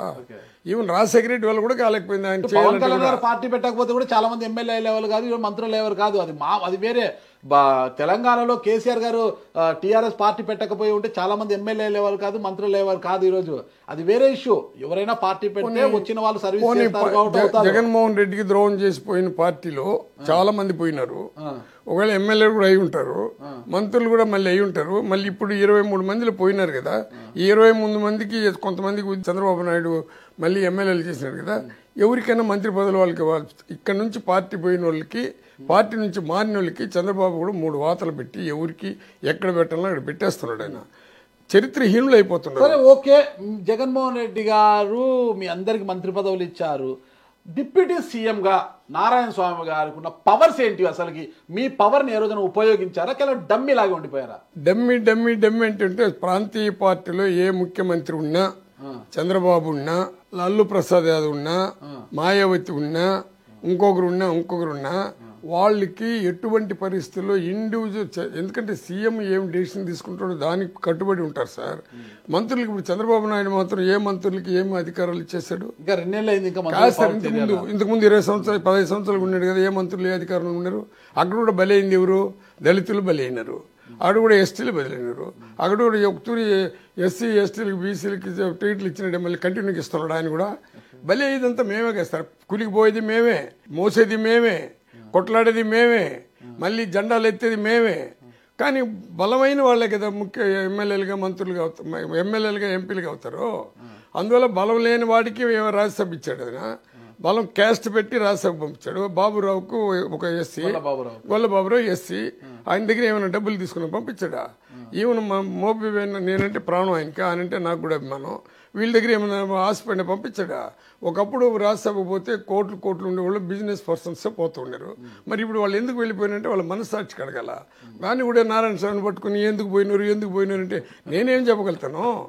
వాళ్ళు ఎందుకు పోయిన రేపు వాళ్ళు గారికి పవర్ ఇచ్చారు, డిప్యూటీ సీఎంకి ఇచ్చిన చిత్తూరు జిల్లాలో మీకున్న పవర్ ఏంటి? 5 ఏళ్ళు ఏం పవర్ చేశారు? ఒకరికే కదా పవర్ ఉండింది. ఏం చేయాలన్నా చిత్తూరు జిల్లాలో ఆ ఒక్కరు చెబితేనే ఏదైనా జరిగేది. నారాయణ స్వామి గారు ఏం చేయగలిగారు చెప్పండి? పవర్ ఏముండింది? ఇప్పుడు నాకు పవరే లేకపోతే నేను రాష్ట్రపతి చాపర్లో ఎందుకు పోతాను? జగన్మోహన్ రెడ్డి నన్ను ఎందుకు పంపించి, ఏ చంద్రబాబు నాయుడు ఏ ఎస్సీని కానీ ఎస్టీలు కానీ రాష్ట్రపతి దీంట్లో పంపించిన చరిత్ర ఉంది ఆయనకి. నేను పద్మావతికి నటుగదు రాజకీయ సమానత్వం చూపిస్తున్నారు సార్. నేను పోతే ప్రోటోకాల్ ప్రకారంగా నన్ను కూర్చొని పెట్టారు. ప్రోటోకాల్ ప్రకారం నేను మాట్లాడుతున్నాను. కలెక్టర్ని ఎస్పీని ఎవరు చెప్పినా మార్చరు. అది సీఎం దృష్టిలోనే ఉంటుంది. సీఎం ఎవరు డెసిషన్ తీసుకుంటారో అది తీసుకుంటారు. అటు ఎత్తుకుంటే నాతో ఎవరు కూడా పెద్దిరెడ్డి రామచంద్రారెడ్డి గారు ఇలా చెబితే అలా పని అయిపోయేది కదా. నా పైన ఆయన కూడా పెత్తనం చేయలేదు. ఒకవేళ ఇప్పుడు మీరు చెప్పినట్టు డిప్యూటీ సీఎం అయినాను, ఇంక వీడికి రాజకీయ సమానత్వం లేకుండా పోవాలని కొంతమంది పావులు కలిపితే దాంట్లో అందరూ చేతులు కలిపినారేమో, కానీ నన్ను మాత్రం ఎప్పుడు నన్ను ఇంచపరిచి కానీ ఒక రకంగా మాట్లాడేది కానీ నన్ను ఇప్పుడు చేయలేదు. ఎందుకు మీకు పెద్దిరెడ్డి రామచంద్రారెడ్డి గారు అంత భక్తి? నాకు భక్తి జగన్మోహన్ రెడ్డి పైన. పెద్దిరెడ్డి రామచంద్రారెడ్డి గారి మీద ఎవరిపైన పార్టీ జగన్మోహన్ రెడ్డి పెట్టింది. పెద్దిరెడ్డి రామచంద్రారెడ్డి గారి మీద మీకు స్వామి భక్తి ఉందా లేదా? నాకేం స్వామి భక్తి సార్. నేను రాజశేఖర రెడ్డికి స్వామి భక్తి. దీనైనా ఒప్పుకుంటారా లేదా? మీరు రాజకీయాల్లో నాకు తెలిసి పెద్దిరెడ్డి రామచంద్రారెడ్డి గారి కన్నా మీరు సీనియర్ నా నాలెడ్జ్లో, నాకున్న జర్నలిజం నాలెడ్జ్లో. అయితే మీరు 1972లోనే రాజకీయాల్లో ఉన్నారు. 1974 81 మీరు సమితి ప్రెసిడెంట్ అయ్యారు. మీ తర్వాత ఆయన రాజకీయాల్లోకి వచ్చారు పెద్దిరెడ్డి రామచంద్రారెడ్డి గారు. అలాంటి పెద్దిరెడ్డి రామచంద్రారెడ్డి గారికి మీరు పాదాభివందనం చేశారా లేదా ఒక బహిరంగ సభలో? నేనా పాదాభివందనం అనేది నా మైండ్లో ఒక జగన్మోహన్ రెడ్డి చేసుంటా, రాజశేఖర రెడ్డి చేసుంటా.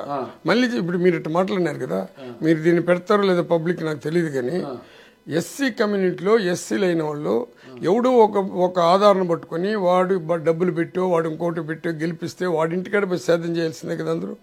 ఇప్పటి వరకు ఎవడైనా సొంతంగా ఎస్సీగా ఉండేవాడు నిర్ణయాలు తీసుకుని ఆ మంత్రిని ఆ నియోజకవర్గంలో ఉండే పెద్ద లీడర్ని ఎదిరించి వాడు ముందుకు పోగలుగుతాడా? చెప్పండి సార్. నేను సమితి ప్రెసిడెంట్గా అందరిని ఎదిరించి ముందుకు పోయినా, ఎమ్మెల్యేగా అందరిని ఎదిరించి ముందుకు పోయినా. అంటే రెడ్లు కాదు, బలమైన వాళ్ళందరినీ ఎదిరించినోడే నేను. కానీ డిప్యూటీ సీఎం అయిపోయినాక పార్టీ వ్యవహారాలంతా కూడా మనం చూసుకునే పరిస్థితి మనకు ఉండదు. ఎందుకంటే ఇప్పుడే చెప్పాను నీకు, ఏ పార్టీ కూడా ఎస్సీలని ఎక్కడ ఎదగనిస్తారు? కనీసం ఎస్సీలని కూడా పెట్టుకుని కారు ఎక్కమని చెప్పింది ఒక జగన్మోహన్ రెడ్డి. దానివల్ల మాకు అధికారం ఉందా, అధికారం లేదా, ఇది పెద్ద పవర్ వచ్చింది అనేది కూడా నాకు ఇష్టం లేదు. కానీ కనీసం నేను కారు అక్కడికి పోతా ఉంటే డిప్యూటీ సీఎంగా అన్నను విలువ ఎక్కించు అని చెప్పేవాడు. నేను మళ్ళీ మీకు చెప్తున్నాను, అంటే మేము బానిసగా బతకలేని అంబేద్కర్ భావాలతో బతికేవాడు.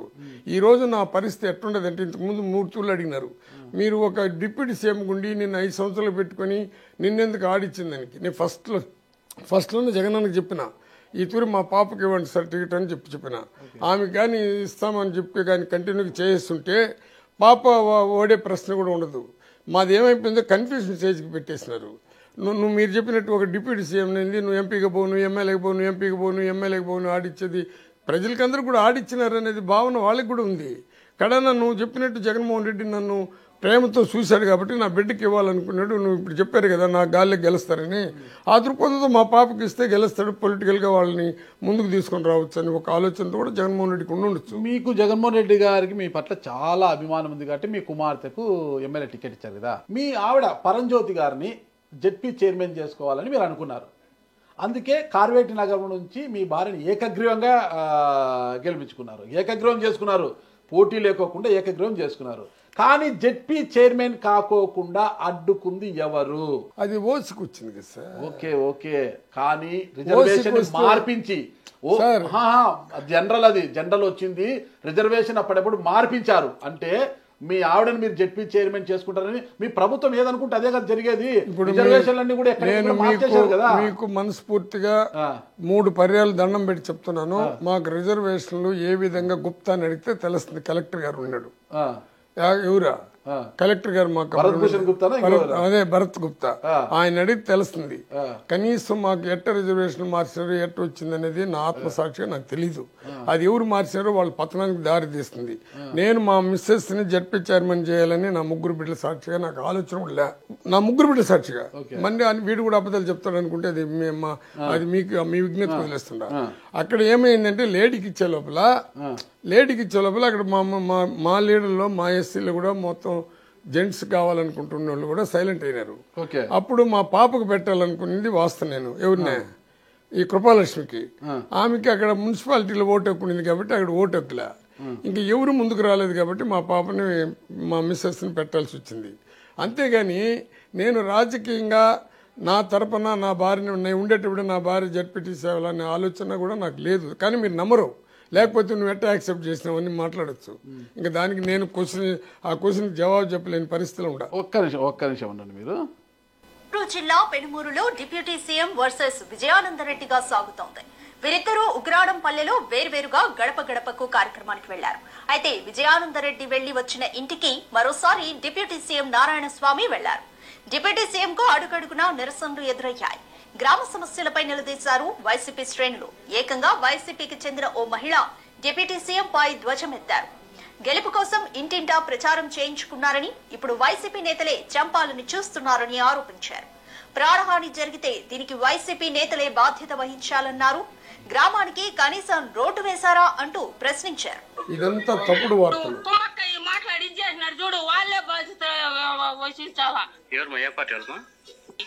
నా కొడుకు రేపు రౌడీలు పిలిపించున్నారు, మేము కనుక్కున్నామని మళ్ళా వెనక్కి పూసినారు. రౌడీలు వచ్చినారనేసి కొట్టి నా కొడుకుని కొట్టి చంపాలనేసి. నా కొడుకు రేపు వాళ్ళు కుమ్మక్కయ్య మాట్లాడి ఇచ్చేసినారు చూడు, వాళ్ళే బాధ్యత వహించాలా. పార్టీ వాళ్ళే, ఊర్లో వాళ్ళే, ఈ ఊర్లో వాళ్ళే. మెట్టు మీద ఒకరు, వీళ్ళతో కూడా కలిసి ఉండేది మెట్టు మీద ఒకరు, ఊర్లో వాళ్ళు. మేము కూడా జగన్ పార్టీ. వీళ్ళు అట్నే మాట్లాడేది. వీళ్ళు ఏం చేసేసినారు సార్ గెలిపించిన దానికి? నా కొడుకు చూసే ఓట్లేపించినారు. ఈ పొద్దు నా కొడుకుని చంపాలని చూస్తే నాకుంటది ఒక బిడ్డ. ఉగ్రాన్పల్లికి పోదాం పదండి సార్. ఆడ ఒకటి జరిగింది వాస్తవం చెప్పేదా. నా పైన నేను ఆత్మాభిమానం చంపుకోకూడదు మళ్ళీ కానీ చెప్పినంటే మళ్ళీ ఇది ఆఫ్ ది రికార్డు. నేను ఒక డిప్యూటీ సీఎం ఉండేటప్పుడు జగన్మోహన్ రెడ్డి దగ్గరికి ఒక 5-6 మందిని ఎందుకు పిలుచుకుని పోవాలా? పిలుచుకొని పోయిన వాళ్ళు ఎవరు అనేది మీకు అందరూ కూడా తెలుసు. అక్కడ ఏం జరిగిందంటే నన్ను మానసికంగా దెబ్బతీశారు ఒక వ్యక్తి. దానికి నేను రియాక్ట్ అయినా. నన్ను కానీ ఏదైనా జరిగితే మాత్రం నేను ఒప్పుకోనని చెప్పినా కానీ పేదవాళ్ళు కడుపు కొట్టే మాట. మీకు విజయానంద రెడ్డి గారికి గొడవలు ఏంటి అసలుకి? నాకు ఆయనకి ఏం గొడవ లేదు. మీకు రోజా గారికి కూడా గొడవలు లేవా? అబ్బే నాకు ఆమెకి కానీ ఆమెకి ఒక ఫీలింగ్ పాపం. ఆమె చిన్న బిడ్డ మాదిరిగా నాకు ఆమెకి ఎప్పుడు గొడవలు లేదు. అసలు మీరు ఆమెకు సహకరించలేదు. పుత్తూరులో ఉంటారు కానీ పుత్తూరులో ఉన్న ఎస్సీలకు కావచ్చు ఇంకోరికి కావచ్చు మీరు మాట చెప్తే ఓట్లు వేస్తారు. కనీసం రోజాని గెలిపించండి అని కూడా మీరు సహకరించలేదని కదా ఆమె ఆరోపించారు కదా మొన్న ఎలక్షన్లోనా. ఎప్పుడు ఆరోపించింది నా పైన? ఇటీవల ఆరోపించారు కదా. అసలు నారాయణ సామాన్ నాకేం సహకరించడం లేదని ఆరోపించారు కదా. ఇంకా నేను ఇటు మాట్లాడితే నేనేం చెప్పగలుగుతాను? నా చరిత్రలో నా జీవితం ఉన్నంత వరకు ఏ పార్టీ అని కానీ ఒకే పార్టీలో ఉన్నాను, ఒకే పార్టీకి ఓటేయమంటాను. వాళ్ళు ఎంత వ్యతిరేకులు అయితే కూడా ఆ పార్టీని గెలిపించేదానికి ప్రయత్నాలు చేశారు. రేపు ఆమె రోజం వస్తే అడుగుదాము కూర్చోండి. ఇప్పుడు మీకు అన్నీ తెలుసు ఎట్టెట్ట జరుగుతున్నది, ఎట్టెట్ట మార్చారు, ఏ విధంగా ట్రబుల్ ఇచ్చారు, రకరకాలుగా బాధలు పడిన వాళ్ళు ఉంటాం మేము. ఇప్పుడు ఇవంతా చెప్తే ఇంకా లేని తలకాయ నొప్పులు వస్తుందని చెప్పేసి నేను ఆమె జోలికి నేను ఎప్పుడు రచ్చలు పడింది కూడా. కానీ ఆమె ఒక ఆలోచనతో వెళ్ళిపోయింది. ఏం ఆలోచన అది? ఏందో ఆమె ఎవరితో ఆమె చిన్న బిడ్డ మనస్తత్వం. ఆమెకి నాకు ఎలాంటి వ్యతిరేక భావాలు లేవు. నీకు ఆనంద్ రెడ్డి ఉండి అడగండి, వాళ్ళ తమ్ముడు ఉన్నాడు కుమారస్వామి రెడ్డి అడగండి. అది ఎట్లా జరిగిందంటే జనరల్గా నేను తెల్లారి లేచి మామూలుగా గోలోళ్ళ మాదిరి తిరుగుతున్న గ్రామానికి. అందువల్ల ఆమెకి నాకు పెద్దగా ఎప్పుడు ఇంత తిరిగినా మిమ్మల్ని ఎందుకు ఓడించారంటారు జీడీ నెల్లూరు నియోజకవర్గ ప్రజలు? మీ కుమార్తెనే జనాలు కూడా ఇప్పుడు మీరేగా చెప్పారా, ఎమ్మెల్యేలు పనితనాన్ని చూసి ఓటు వేసిన పరిస్థితి ఈ ఎలక్షన్ కి రాలేదు సార్. ఓకే, మరి ఎందుకు ప్రజలు ఏ విధంగా అనుకున్నారంటే జగనన్న క్యాండిడేటా చంద్రబాబు క్యాండిడేటా, కూటమి ముగ్గురు వచ్చే లోపల వాళ్ళు ఇచ్చిన పథకాలు వాళ్ళు ఇచ్చిన వాగ్దానాలకి ఆహుతైపోయినారు. ఎందుకంటే దానిపైన బాగా ఇంట్రెస్ట్ అయిపోయింది పబ్లిక్కి. అది వస్తే మనకు బ్రహ్మాండంగా వస్తుందని ఒక ఆలోచనతో వెళ్ళిపోయినారు. అంతేగాని నన్ను కసిపెట్టుకొని నా నియోజకవర్గంలో నన్ను ఓడించింది కాదు, మా పాపను ఓడించలా. అంటే మీరు చెప్పినట్టు ఎవరికో ఒకరికి కానీ 6 నెలలకు ముందు 5 నెలలకు ముందు కన్ఫర్మ్ చేస్తుంటే అసలు నాకు డౌటే లేదు కదా. నన్ను ఎందుకు ఈ పక్క ఆ పక్క మా తిప్పుతారనే డౌట్ నాకు రాలేదు కదా. ఎందుకు మళ్ళీ అలా జరిగిందంటారు? అది జరిగిన వాళ్ళ ఇంకోటి కూడా కొంతమంది నాతోనే కలిసి జగనన్నతో మాట్లాడి నాకు కాని వాళ్ళని కూడా ఆయన దగ్గర తీసుకుని పెట్టి ఆయన ద్వారా ఇస్తే మళ్ళీ వాళ్ళ నీళ్ళకి వాళ్ళే పోయి మళ్ళీ వాళ్ళు కూడా మనకు ఉపయోగపడకుండా పోయినారు. కాబట్టి ఇవంతా బయట చెప్పుకుంటూ తిరిగితే వేస్ట్ సార్. నేను రాజకీయం ఉండేంత వరకు నేను సత్యంత వరకు ప్రజల కోసం యాక్టివ్గా ఉంటాను, పార్టీ కోసం యాక్టివ్గా ఉంటాను. నారాయణ స్వామి గారికి వయసు మీద పడింది, 7-10 వయసు దాటిపోయింది. ఇక రాజకీయంగా ఆయన సమాధి అయిపోయారు. రానున్న స్థానిక సంస్థల ఎన్నికల్లో కనీసం క్యాండిడేట్లను కూడా నిలబెట్టలేని పరిస్థితిలో వెళ్లిపోయారు నారాయణ స్వామి గారు అంటున్నారు. మరి వారికి ప్రజలు ఎవరు అనుకుంటున్నారో, మీరు ఎందుకు నాకు క్వశ్చన్ వేస్తున్నారో రేపు ఎలక్షన్ వచ్చేటప్పుడు మీరే చూడండి. స్థానిక సంస్థల ఎన్నికల్లో అభ్యర్థులు బలమైన అభ్యర్థులు చూస్తారు కదా. ఇప్పుడే మీరే చెప్పినారు బలమైన అభ్యర్థులు అంటే డబ్బులు ఉండాలి కదా అంటున్నారు. డబ్బులు ఉంటేనే కదా బలమైన అభ్యర్థులు అంటున్నారు. వ్యవస్థని ఆ విధంగా అంబేద్కర్ యొక్క చట్టాన్ని ఆ విధంగా మార్చారు. అసలు ఎమ్మెల్యేలు అమ్ముడు పోయే వాళ్ళ పైన చట్టం తెమ్మని పార్లమెంట్లో, ఎంపీలను అమ్ముడు పోయే వాళ్ళని చట్టం తెమ్మని పార్లమెంట్లో. ఈ అమ్ముడు పోయేదానికి పునాది చేసిన వాళ్ళు ఎవరు చేసి చెప్పినారండి? పివి నరసింహరావు ఆయన దగ్గర నుంచి కూడా ఆయన ఒక 5 మందిని తీసుకున్నారని అప్పుడే స్టార్ట్ చేశారు. మళ్ళీ ఎన్టీ రామారావు అటువంటి ప్రజానాయకుడిని, అటువంటి రామారావుకు మించిన గాలి ఇందిరాగాంధీ చనిపోయినప్పుడు కూడా ఆ గాలిలో కూడా రామారావు గెలిచాడు. మరి ఆయన ఎందుకు తీసేసినారు? ఆయన చేసిన పొరపాట్లేమి? ఆయన మద్యపాన నిషేధం పూర్తిగా నిలబెట్టినాడు, బీసీలని అల్లాడినాడు. మరి ఆయన ఎందుకు తీసేశారు? ఆయనకి ప్రజలు ఏమి వ్యతిరేక వచ్చింది? ఆయన ఎందుకు దింపాల్సి వచ్చింది? ఆయన ఎందుకు ఇదంతా తీసుకొని పోతే ఇంకా సీరియస్గా ఇట్లా మాట్లాడితే నా పైన కూడా ఎన్నెన్నో కేసులు పెట్టి సాక్షులు పెట్టి నన్ను కూడా ఎక్కడో ఎత్తుకుని పోయి లోపల బొక్కలు వేయాలని ఆలోచనతో అందరుకుంటారు. ఇది రామారావుని ఎందుకు దించారు? రామారావుకి ఏమైనా బలం లేదా? రామారావుకి ఎవరు సార్? ఇప్పుడు దామోదర్ సంజీవని ఎందుకు దింపినారు? దామోదర్ సంజీవని ఎందుకు దింపినారు? ఎవరికైతే పేదవాడికి హృదయపూర్వకంగా సహాయం చేయాలనుకుంటే ఉన్నవాడికి అది తగ్గించడు. ఎందుకు రాజశేఖర రెడ్డిని చంపేస్తున్నారు? ఎందుకు రామారావు చంపేశారు? రాజశేఖర రెడ్డి గారు హెలికాప్టర్ ప్రమాదంలో అని మనం అనుకుంటున్నాము. దానిపైన మీకు కూడా తెలుసు కదా ఎట్లా జరిగింది ఏమని. అప్పుడు స్టేట్మెంట్ కూడా ఇచ్చినారు. చంపేది ఏమంటే కుట్రలే సార్, అన్ని కుట్రలే కదా. ఉన్న వాళ్ళందరూ కలిసి కుట్ర చేశారు. ఎవరు వాళ్ళు? వాళ్ళు ఎవరు మీకే తెలుసు. నేను ఊరికే దాన్ని చెప్పి ఎన్ని తూర్లు చెప్పలేదా? కుట్రదారులు అని ఎవరైతే మీరు ఆరోపించి ఆ రోజు ఎవరి సంస్థల మీద అయితే మీరు దాడులు చేశారో మీ పార్టీ వాళ్ళంతా వెళ్ళి రాజశేఖర రెడ్డి గారి మరణానికి మీరు కారణమని ఏ సంస్థ మీద ఆరోపించి ఆ సంస్థకు సంబంధించిన మార్కుల మీద వెళ్ళి దాడులు చేశారు కదా, మరి ఆ సంస్థ ఆదేశాలు ఆ వారి మనిషికే మీరు రాజ్యసభ ఇచ్చారు కదా, రాజ్యసభ ఇచ్చారా లేదా? ఇక్కడ ఏ సంస్థ సార్? మీరే చెప్పాలి కదా. చెప్పండి. నేను చెప్పేది కాదు, మీరే చెప్పాలి. మీకు తెలుసు కదా కుట్రదారులు ఎవరని మీరు అంటున్నారు కదా. మీరు ఆ కుట్రదారుల్లో ఒకరిని ఆరోపించిన మీరే ఆ కుట్రదారుల మనిషికి రాజ్యసభ ఇచ్చారా లేదా? నాకు అది జ్ఞాపకం రాలేదు సార్.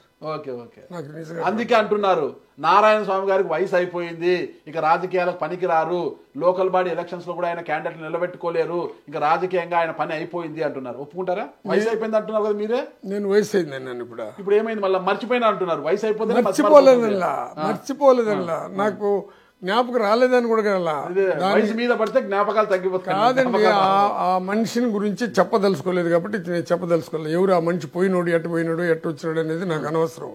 ఇప్పుడు మీరు ఒకటి అంటున్నారు కదా, నాకు ప్రజలు మళ్ళీ కుట్రలు పంపుతారు. ఇప్పుడు మీరు ఇచ్చిన క్వశ్చన్కి నేను జవాబు చెప్తుంటే మళ్ళీ ఉన్నవాళ్ళు కోటీసులంతా ఒకటి అవుతారు. నేను పేదవాళ్ళ మనిషి, పేదవాళ్ళు ఎప్పుడు నన్ను వదిలేసి బయట పోరు. ఈ తూరు కూడా పేదవాళ్ళు నన్ను వదిలేసిపోలే. ఒకటి తినేది అరే నేను ఒకటి యాదవాస్కి సీట్ ఇచ్చాడు, రాజ్యసభ చేశాడు.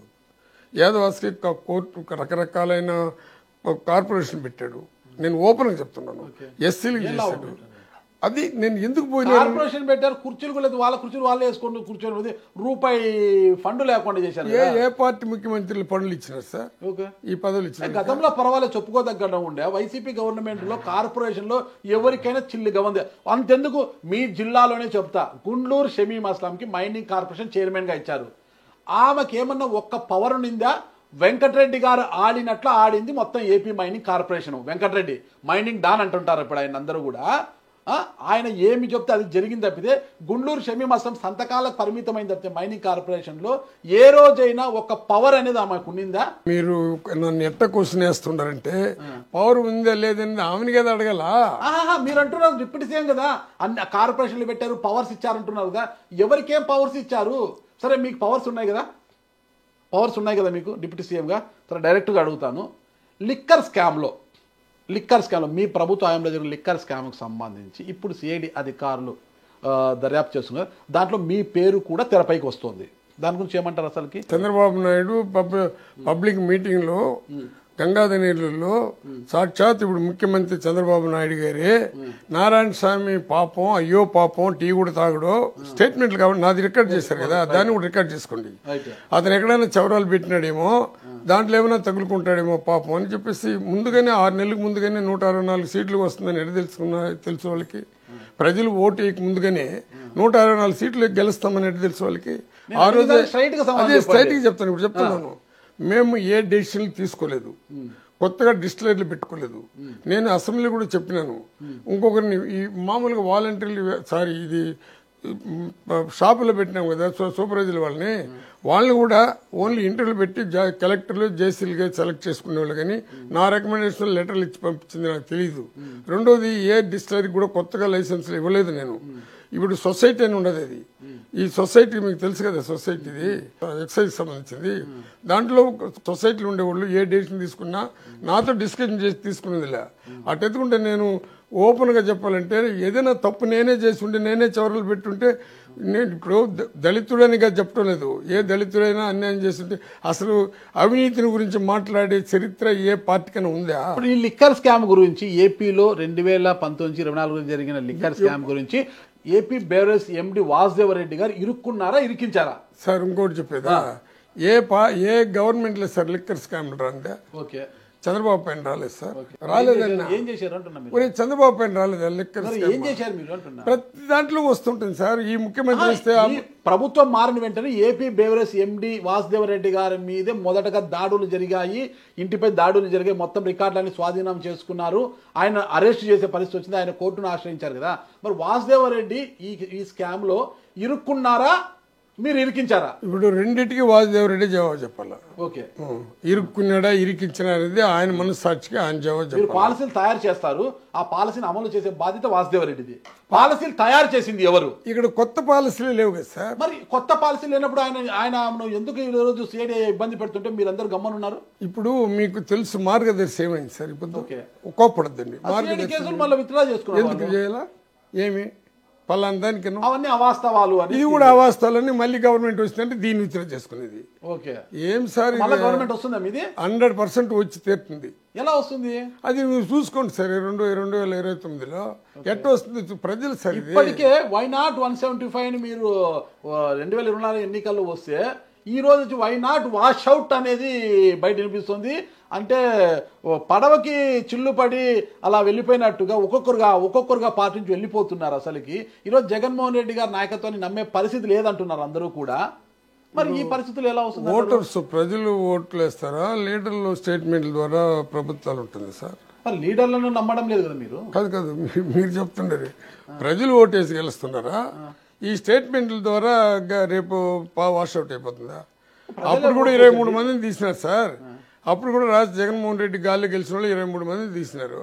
మరి 23 మంది వెళ్ళిపోయినారు, ఇంక ఇది వాషౌట్ అవుతుంది అన్నారు. మళ్ళీ ఎందుకు నిలబెట్టినాడు? జగన్మోహన్ రెడ్డి ఎప్పుడు ఒంటరిగా వస్తుండే. అవకాశం అంటే అవకాశం ఇచ్చారు, చూశారు, అయిపోయింది. ఇంకా మళ్ళీ ఎందుకు అవకాశం ఇస్తారు, ఎందుకు ఇవ్వాలి చెప్పండి. ఇప్పుడు ప్రతి గ్రామానికి నువ్వు నేను పోదాంరా, ఈ 3 నెలల్లో ఇటువంటి మంచిది ఇటువంటి చెడ్డది అనేది పబ్లిక్ లో ఏ విధంగా వస్తుందో చూద్దాం, పదండి. పబ్లిక్ డెసిషన్ ఇది కూడా నేను పబ్లిక్ డెసిషన్ తప్పని నేను చెప్తున్నా. పబ్లిక్ ఎవరు డెసిషన్ తీసుకున్నా దానికి కట్టుబడి ఉండాల్సిందే. అంతేగాని 2009లో మీరు 2029లో మీరు రారు అంటే నేను రారు అనలేదు, వస్తారా అని అడుగుతున్నా. 100% వస్తారు. ఎలా ఏ ఈక్వేషన్తో చెప్తున్నారు మీరు? అసలుకే ఈ రోజు ప్రజా సమస్యలపైన పోరాటం చేయకుండా ఢిల్లీకి ఎక్కి అప్పుడే ఏపీలో రాష్ట్రపతి పాలన పెట్టండి అని అడుగుతున్నారు. నాకు ప్రతిపక్ష హోదా ఇవ్వండి అని కొట్లాడుతున్నారు. ప్రజా సమస్యల మీద ఏం మాట్లాడుతున్నారు ఈ రోజు మీరు? అసలు సార్ మీ ఆత్మసాక్షి చెప్పండి. ప్రజా సమస్యల పైన ఏం మాట్లాడుతున్నారు? నన్ను అడిగినారు కదా. ప్రజలు సుఖంగా సంతోషం ఉండరు సార్. ఈ రోజు ఇంకా 3 నెలలు అయింది. కాదు సార్, నువ్వేం చెప్పినావు? ఈ రోజు పెన్షన్లు తీసుకుంటున్నారు. కాదు సార్, ఏం చెప్పినావు? నువ్వేం సూపర్ 6 అంటే ఏంది ఇది? ఏమన్నావు? నీకు 15, నీకు 15, నీకు 15, 18 సంవత్సరం ఉండే వాళ్ళకి నీకు 1500, నీకు ఇట్లా చెప్పారు కదా. ఉండండి సార్, ఈ 3 నెలలు ఏమేమి పథకాలు నెరవేర్చారు సార్? పేదవాళ్ళ గుండెల్లో జగనన్న ఉన్నాడు సార్. అక్కడి నుంచి తుడుచుకొని పోలా. కోటీశ్వర గుండెల్లో జగనన్న లేడు. మళ్ళీ చెప్తున్నాను, మళ్ళీ కోటీశ్వరులంతా ఒకటి అయిపోతే మీరు ఇంక మీ పరిస్థితి ఏమంటే దానికి కాలమే నిర్ణయిస్తుంది. మొత్తం మీద నారాయణ స్వామి గారు అయితే యాక్టివ్గా ఉన్నారు. నేను యాక్టివ్ ఉండేది లేని పబ్లిక్ లో రేపు తెలుస్తుంది. ఈ మద్యం పాలసీ విధానాల్లో ఒకవేళ ఈ స్కామ్ లో నారాయణ స్వామి గారు ఇరుక్కుంటే ఏం పరిస్థితి? ఇరుక్కున్నారు అని కదా మీరు అంటున్నారు. ఇరుక్కుంటే ఏం పరిస్థితి అంటారు? నేను తప్పు చేయలేదు, నా ఆత్మసాక్షికి ఎవరి దగ్గర ఒక డబ్బు తీయలేదు. డిక్షనరీలు అందరూ ఉన్నారు. పెట్టారు కదా. దీని సార్ డిక్షనరీ ఉండేవాళ్ళు ఉన్నారు, డిక్షనరీ కంపెనీ ఉండేవాళ్ళు ఉండరు, మా డిపార్ట్మెంట్ మొత్తం ట్రాన్స్ఫర్ చేసుకోవడం ఉండరు. ఈ స్కీములంతా మీరు మార్చిన వాళ్ళకి అందరికీ తెలుసు. నన్ను కావాలనే తీసుకుని నువ్వు చవరలు పెట్టినావు. నువ్వు కూడా బాధ్యుడంటే నాకు బాధ్యుడంటే నా ఈడీని పంపించిన ఆస్తులంతా అది హ్యాండ్ ఓవర్ చేసుకోండి. ఇప్పుడు సంపాదిస్తే ఎక్కడో ఒక దగ్గర పెట్టాలి కదా. కొత్త డిస్టరీలు ఏర్పాటు కావచ్చు, డిస్టరీలు ఒకరి చేతి నుంచి ఒకరి చేతికి మార్పు కావచ్చు, కొత్త షాపులు ఏర్పాటు కావచ్చు, వీటన్నిటి ఎక్కడ కూడా షాపులలో కూడా ఆన్లైన్ విధానం కాకుండా క్యాష్ అనమాట. మొత్తం కూడా వైట్ లో క్యాష్ తీసుకొని అన్ని మీరు సంతకాలు పెట్టారా లేదా? క్యాష్ అంతా మనకి సంబంధం ఉండొచ్చు. మీరు సంతకాలు పెట్టారా లేదా? ఈవెన్ ప్రిన్సిపల్ సెక్రటరీ కూడా సరే ఎండి గారే చూసుకుంటారు. అది వాళ్ళు చూసుకుని వాళ్ళు మాట్లాడుకుంటారు. పాలసీని తయారు మీరు చేస్తారు. చట్టాలను చట్టసభలో తయారు చేసేది లెజిస్లేచర్స్. మీరు దాన్ని అమలు చేయాల్సింది బ్యూరోక్రాట్స్, అంటే అధికారులు, ఐఏఎస్లు, ఐపీఎస్లు, గ్రూప్ 1 ఆఫీసర్, వీళ్ళందరూ కూడా అమలు చేయాలి. కానీ ఈ పాలసీ విధానం, మద్యం పాలసీ విధానానికి సంబంధించి, ఆ బ్రాండ్లకు సంబంధించి కొత్త ప్రెసిడెంట్ మెడల్స్ అంట, ఏదో గోల్డ్ మెడల్ అంట, భూమ్ అంట, ఏంటంటే వచ్చాయో కొత్తవన్నీ కూడా, వాటన్నిటికి సంబంధించి నారాయణ స్వామి గారు సంతకాలు లేకుండానే ఫైల్స్ ముందుకు పోయాయా?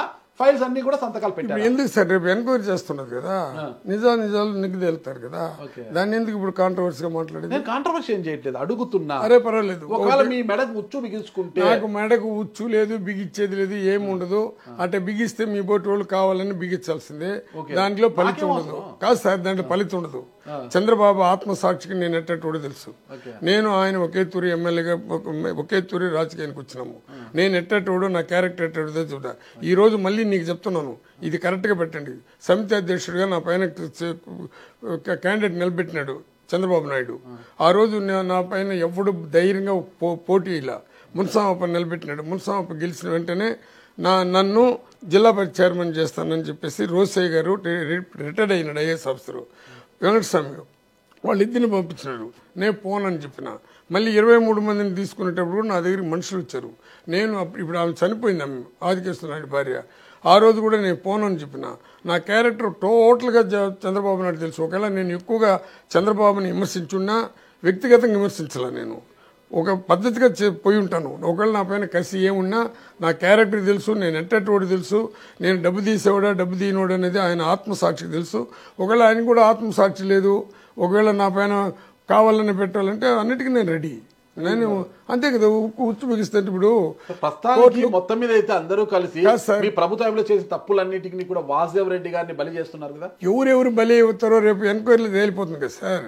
ఇప్పుడు సుప్రీంకోర్టులో కూడా మర్డర్ చేయని వాడి పైన కేసు పెట్టి పంపిస్తారు కోర్టీసుల్లో. ఆయన వాసుదేవ్ రెడ్డి గారు అప్రూవర్ గా మారతానంటున్నారు, ఏంటి పరిస్థితి? అదే ఆయన విజ్ఞతకు వదిలేస్తాము. అప్రూవల్ గా మారిన వాళ్ళ చరిత్ర కూడా అట్నే ఉంటుంది. అప్రూవల్ గా మారాల్సిన కర్మ వాసుదేవ్ రెడ్డికి ఏమొచ్చింది? ధైర్యంగా నిలబడాల్సిందే కదా. ఏమైపోతుంది? ఇప్పుడు జగన్మోహన్ రెడ్డిని కూడా అన్యాయంగా తీసుకొని పోయి 16 నెలలు జైల్లో పెట్టినారు.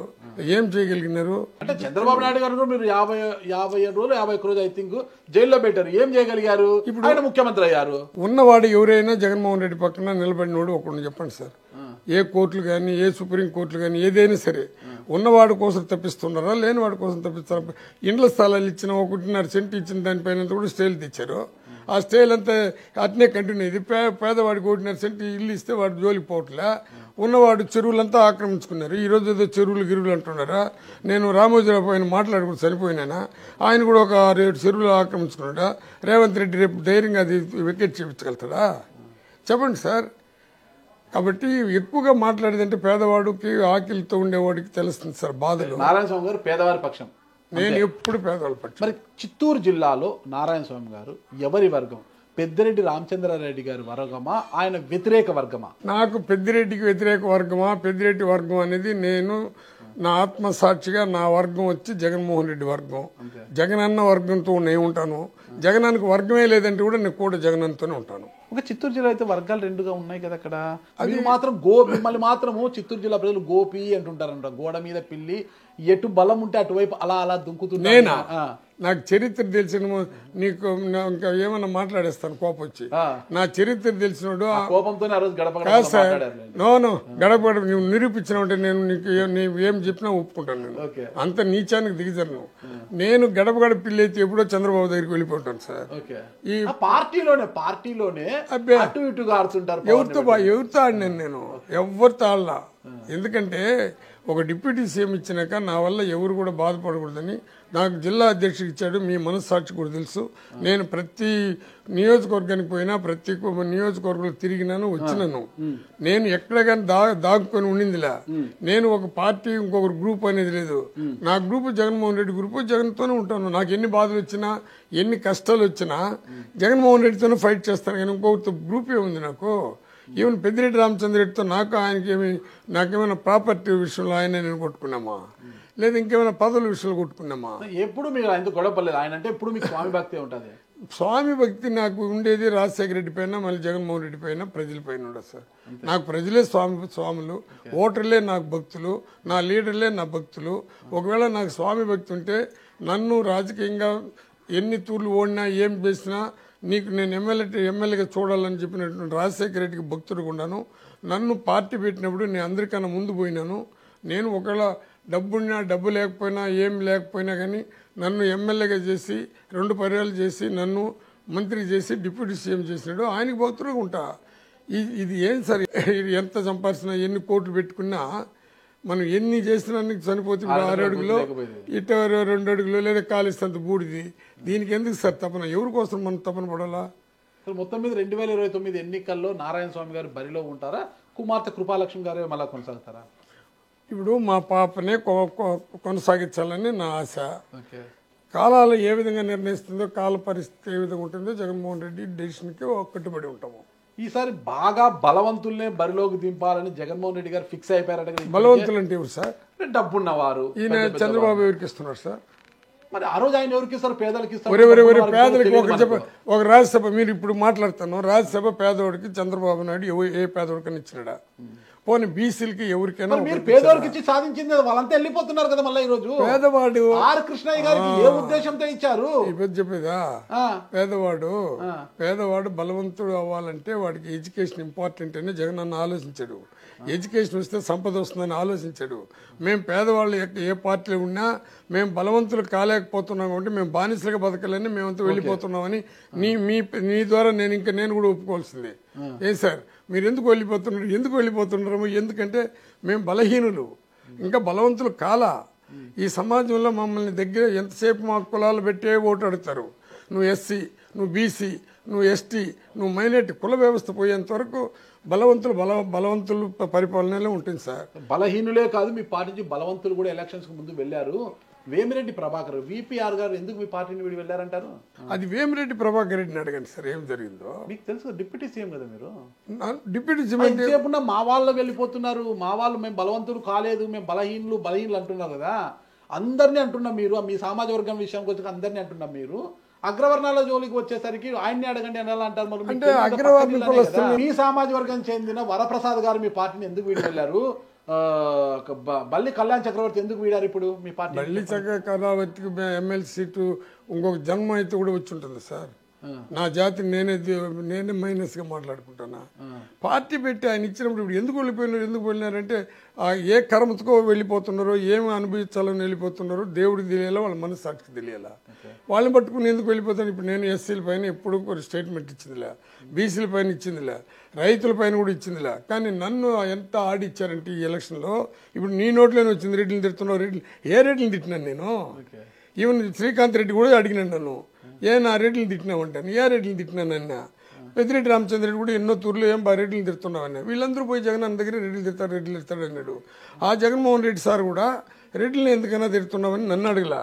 ధనంజయ రెడ్డి వచ్చినాడు, సార్ ఈ విధంగా నారాయణ స్వామి రెడ్డిని తిడుతున్నాడు అంటే సార్ జ్ఞానేంద్ర రెడ్డి చెప్పినాడు అని చెప్పి ఆయన చెప్తే దానికి నేను సత్యంగా సార్ మీ సాక్షిగా నేను రెడ్డిలు తిడుతున్నది వాస్తవం సార్ అన్న. ఇటు చూశాడు, మిమ్మల్ని ఎవరు తిడితే వాళ్ళు తిట్టినాను సార్, నాకేమైనా కొవ్వు అది రెడ్డిని తిట్టేదానికి అని చెప్పేసిన.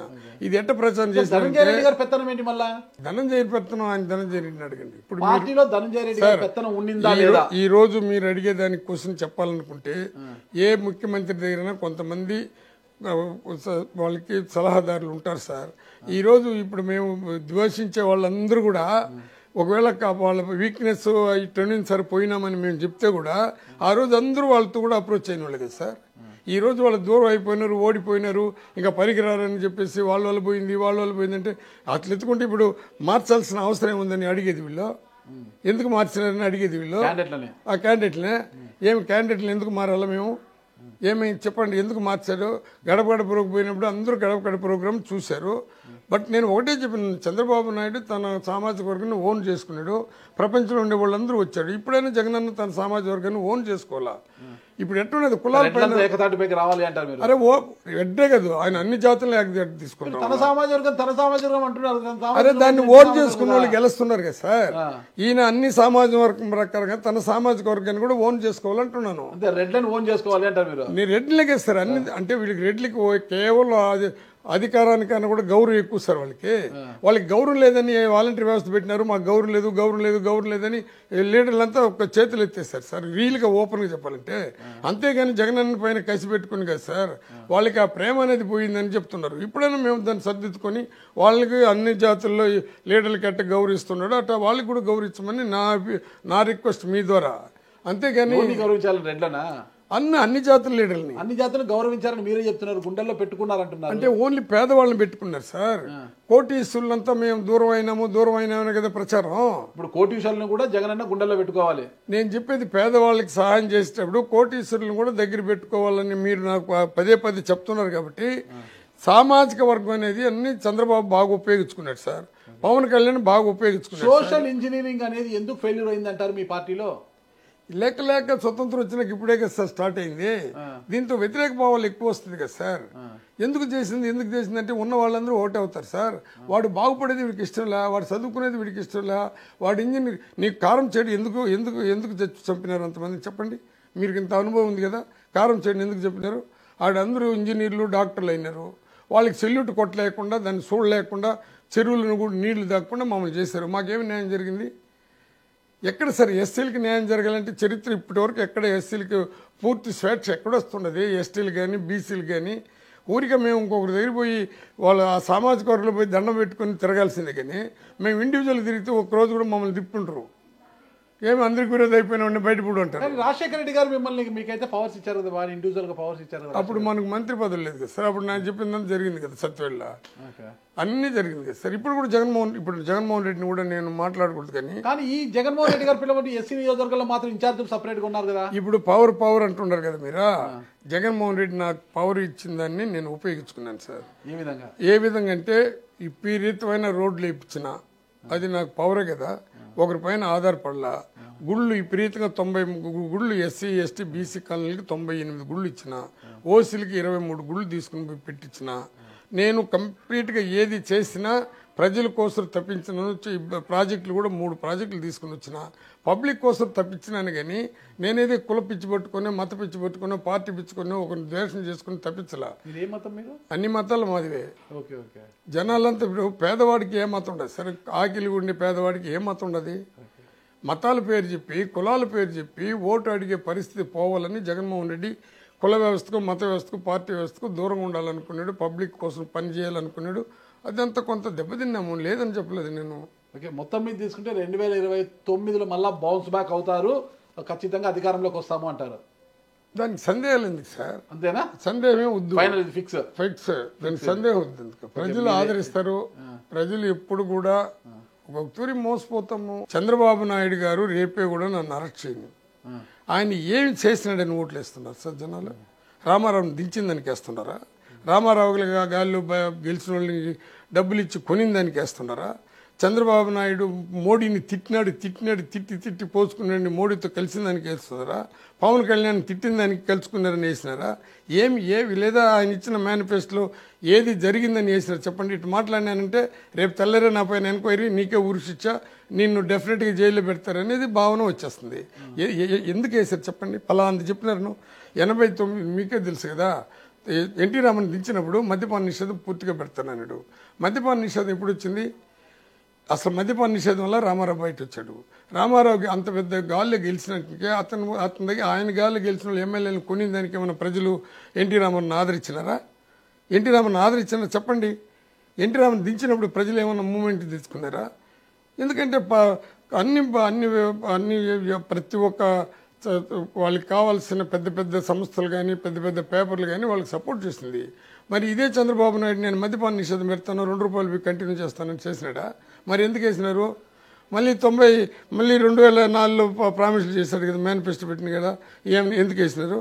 లేదా మోడీని నర్రూప రాక్షసుడు, నువ్వు పనికిరావు అన్నాడు కదా, దానికి ఏమైనా వేసారా? ప్రజలు ఏం చేసినా ఆ ఆశపడి వేస్తుండారు సార్. దానికి ఎవడు మాత్రం ప్రజలు ఆశపడి వేశారు. 2029లో వైఎస్ఆర్ కాంగ్రెస్ పార్టీ ఏం చూసి వేస్తారో మనం వెయిట్ చేద్దాం.